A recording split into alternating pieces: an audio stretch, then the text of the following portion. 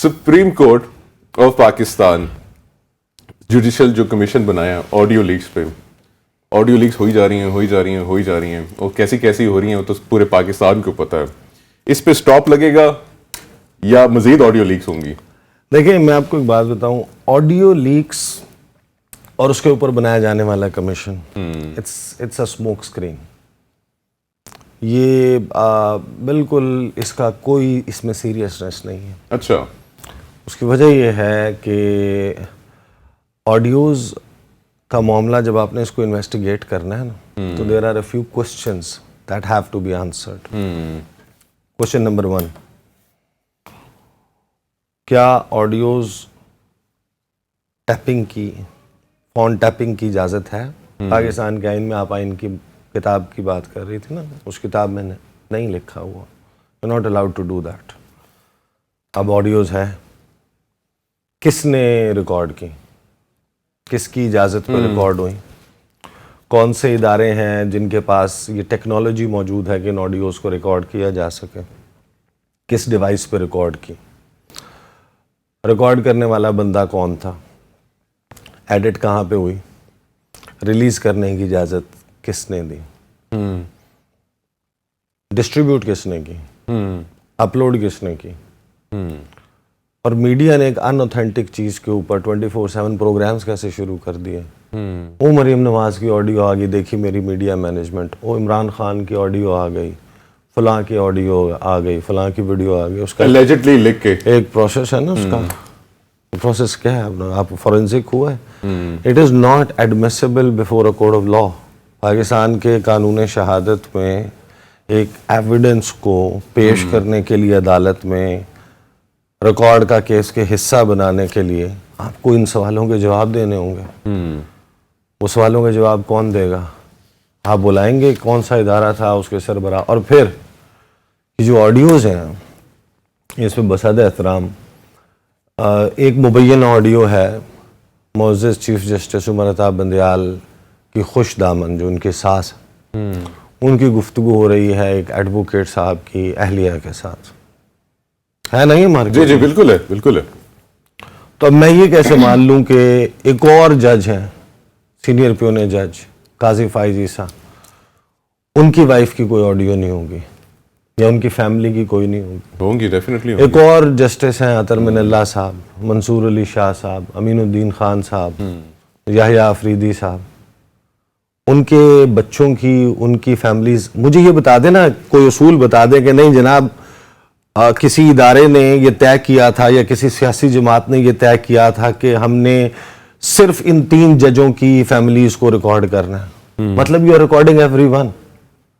تو میں as a citizen of Pakistan how can I trust the system کہ ایک شخص جو اس وقت ایسے فیصلے دے رہا ہے جو اداروں کو اور حکومت کو سوٹ نہیں کرتے نا، بالکل. تو اس کی فیملی سے ریلیٹڈ تو آڈیوز آ جاتی ہیں. تو جو ان کے فیور میں فیصلے کر رہے ہیں، میں تو ذہن میں یہی سوچوں گا نا، وہ بھی کسی آڈیو کے ڈر سے، کسی آڈیو کے سامنے آنے کے ڈر سے فیصلہ کر رہا ہوگا. آپ نے پورے اپنے سیاسی گین کے لیے نا پورے سسٹم کے اوپر اتنا بڑا کوسچن مارک لگا دی. جسٹ امیجن کہ it's a complete breakdown of the social fabric. آپ نے اس پورے ملک کی کچھ جن بنیادوں کے اوپر کھڑا ہوا ہے نا، پھر میں کیسے مان لوں کہ کوئی بیوروکریٹ بیٹھا ہوا ہے، کوئی کسی اعلیٰ عہدے پر بیٹھا ہوا ہے، کوئی وزیر ہے، کوئی مشیر ہے، کوئی پارلیمنٹیرین ہے، اس کی قانون سازی، اس کی فیصلہ سازی، اس کا SRO جاری کرنا، اس کا کوئی بھی ڈیسیجن لینا، وہ کسی آڈیو کی بنیاد پہ نہیں ہے. تو پھر سوال بنیادی طور پہ یہ آڈیوز ریکارڈ کون کرتا ہے بھائی؟ اس کو کس نے یہ اجازت دی ہے؟ اور پھر اس کو پبلک کرنے کی اجازت کس نے دی ہے؟ پھر جب آپ نے کمیشن بنانا ہے، یہ تھوڑی ہوگا کہ آپ حکومت نے لکھ کے دیا کہ قاضی فائز عیسیٰ صاحب ان 8 آڈیوز کا معاملہ دیکھ لیں. جب آپ یہ ڈیسیجن دیں گے، اس کا اطلاق جو ہے سپریم کورٹ آف پاکستان کے معزز جج صاحبان کے،